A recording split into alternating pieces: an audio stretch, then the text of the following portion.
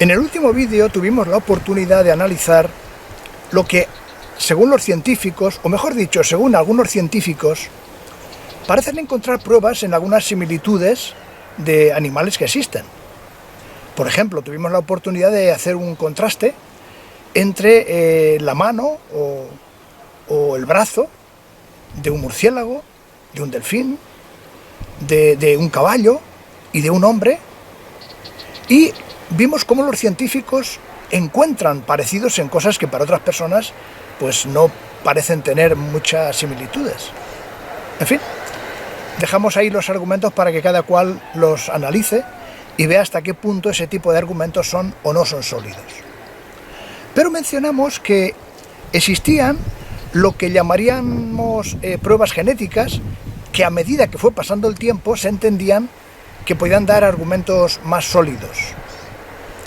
Quizás recuerden que vimos una ilustración donde se nos hacía ver que esa apariencia genética existía entre un hipopótamo y una ballena, lo cual también, pues, a juicio de algunas personas que simplemente utilizan el sentido común, les genera ciertas dudas, ciertas preguntas. Quizá para analizar todas estas cuestiones sería bueno hacer un poco de historia con respecto a el tema que durante ya muchos capítulos nos viene ocupando y que tiene que ver con la evolución humana, con la datación de los milenios o millones de años transcurridos, etcétera, etcétera.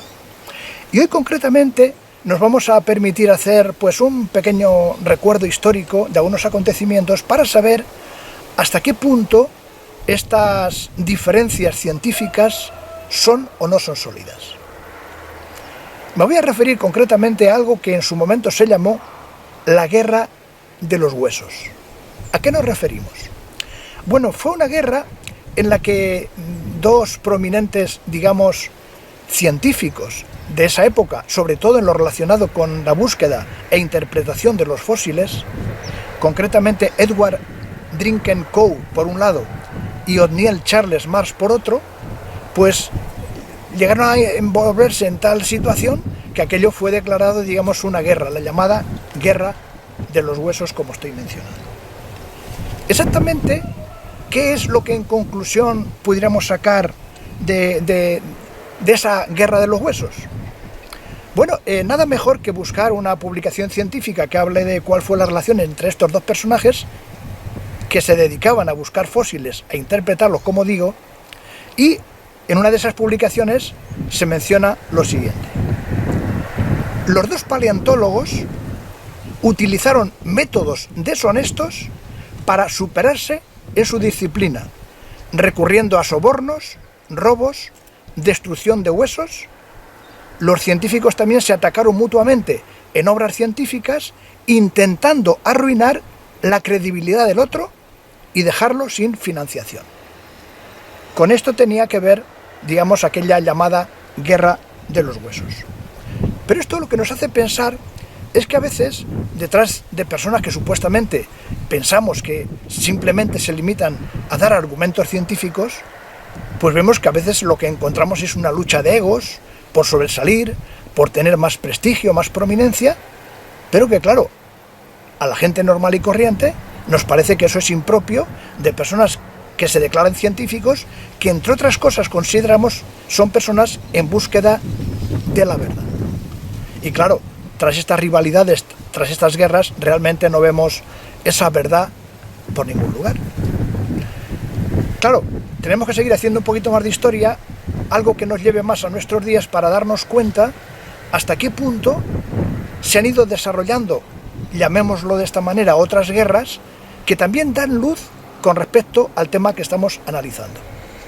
Concretamente, en esta ocasión me voy a referir a una guerra que se declaró allá por los años 60 entre los antropólogos moleculares por un lado, digamos personas que, dado que la ciencia iba avanzando, pues buscaban más el análisis de la genética humana, lo que llamaríamos hoy ADN y demás, ¿no? Que fue, digamos, sucesivos inventos, inventos no, descubrimientos que se han ido haciendo con el tiempo, pues hubo, digamos, una guerra entre estos antropólogos y, por otro lado, los antropólogos fósiles, que se dedicaban, pues como he mencionado, a la interpretación de los fósiles Y aquí, de nuevo, también se declaró otra guerra.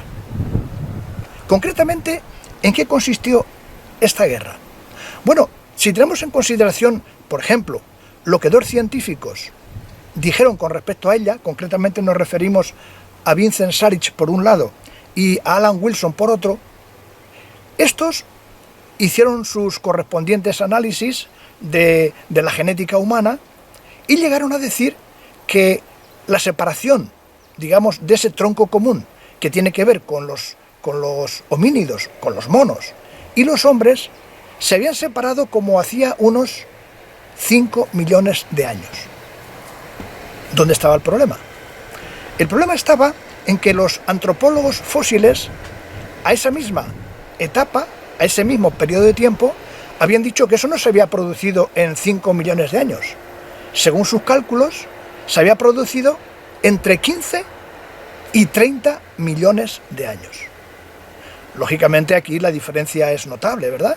De hecho, aunque nos hace pensar que un reloj que nos diera una cifra entre 15 millones y 30 millones de años, pues no parece ser un reloj muy confiable, pero lo cierto es que aquí se declaró una guerra. Una guerra en la que, en cierto modo, ¿verdad?, los que salieron ganando fueron los antropólogos genéticos. Parece ser que esa cifra que ellos daban de 5 millones de años, se ajustaba más a la realidad. Total, que al final los antropólogos fósiles tuvieron que ceder y aceptar esas fechas. Claro, esto significaba que echaba por tierra todos sus descubrimientos o todas las aportaciones que ellos hicieron en los periodos anteriores. Lo cual nos hace pensar que todos esos millones de años que ellos habían estado dando, sencillamente eran falsos. Porque claro, no es lógico pensar que un científico da 5 millones de años para un acontecimiento y otro 15, 20 o 30, y evidentemente o unos u otros tenían que no estar en la verdad. Quizá inconscientemente estaban mintiendo. Esa es lo que una persona con sentido común deduce de estas impresiones. Pero ya que estamos hablando de la genética, estos antropólogos genéticos habían cogido el camino correcto y estaban detrás de encontrar la verdad, o algunas de las cosas que ellos estaban mencionando se podían poner también en tela de juicio. Si observan este gráfico, observarán lo que con el tiempo, supuestamente, se ha ido descubriendo. Aquí verán, a modo de una ilustración fácil de entender, cómo se muestran diferentes animales que tienen ciertas características o parecidos al ser humano. Por ejemplo, vemos en la parte superior izquierda que los monos tienen un 96% de una genética parecida a la del hombre. Los gorilas entre 95 y un 99%.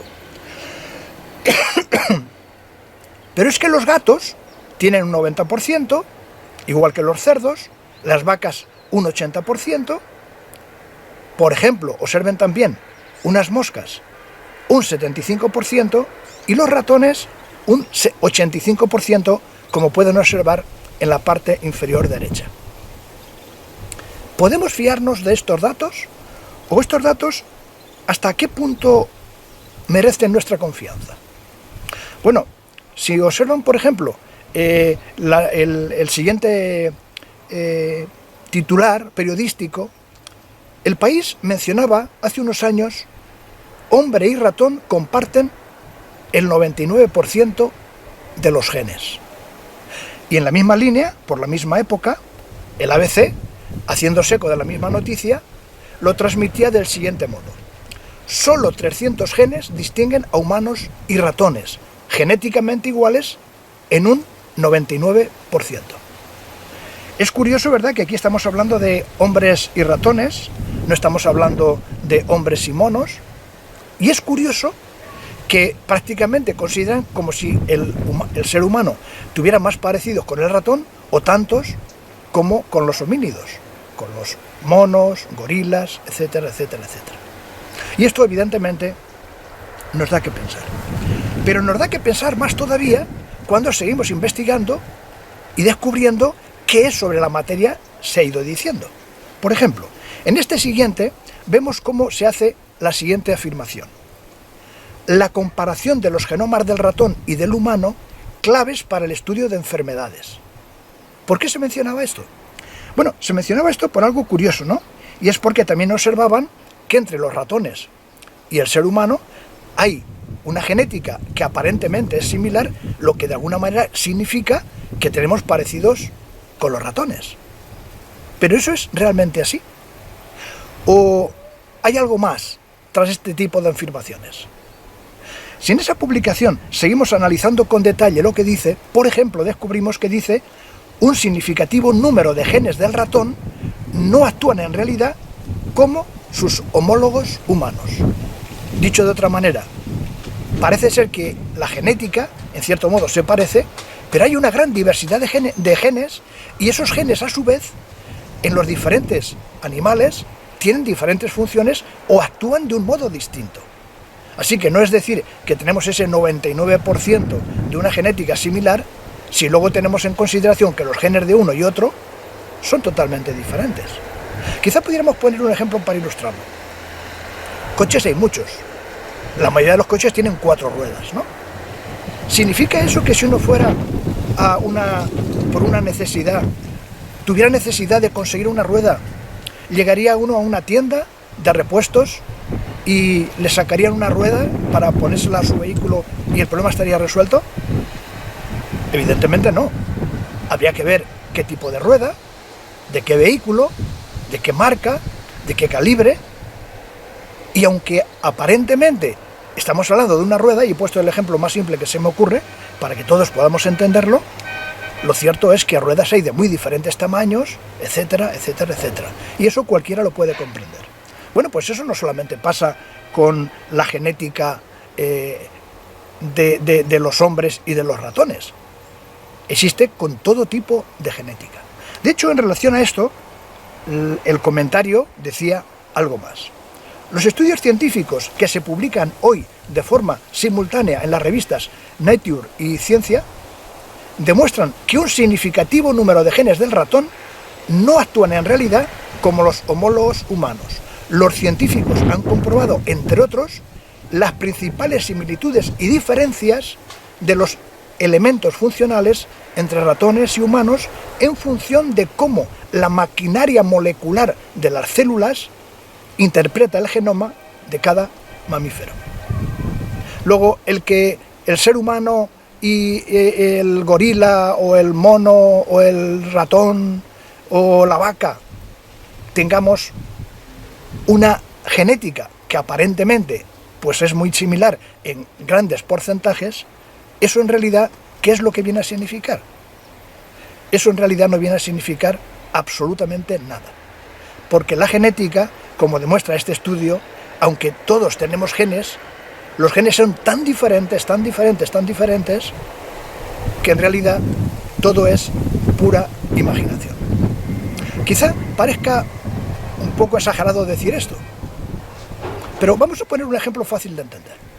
Si una persona tuviera necesidad, por ejemplo, de hacer algún tipo de tratamiento con su sangre, lo primero que habría que averiguar es qué tipo de sangre tiene. Porque, según sabemos, los seres humanos tenemos no un tipo de sangre, tenemos diferentes tipos de sangre, lo cual significa que eso, si no se tiene en cuenta, podía traer graves problemas. Bueno, pues con la genética, con los genes pasa exactamente lo mismo. Genes que aparentemente tienen ciertas similitudes, a la hora de la verdad son totalmente distintos. Cumplen diferentes funciones y por lo tanto, pues como podemos comprobar, no es tan fácil el que un animal pueda hacernos o podamos hacer algún uso de este animal en esos, en fin, laboratorios donde se hacen diferentes funciones para tratar de ver qué se puede aprovechar. Y cuando uno analiza la complejidad de todo esto, se da cuenta que cuando se quiere utilizar la genética para demostrar que los animales, digamos monos, y los hombres somos prácticamente iguales, simplemente se está transmitiendo algo que no es real. Es pura imaginación.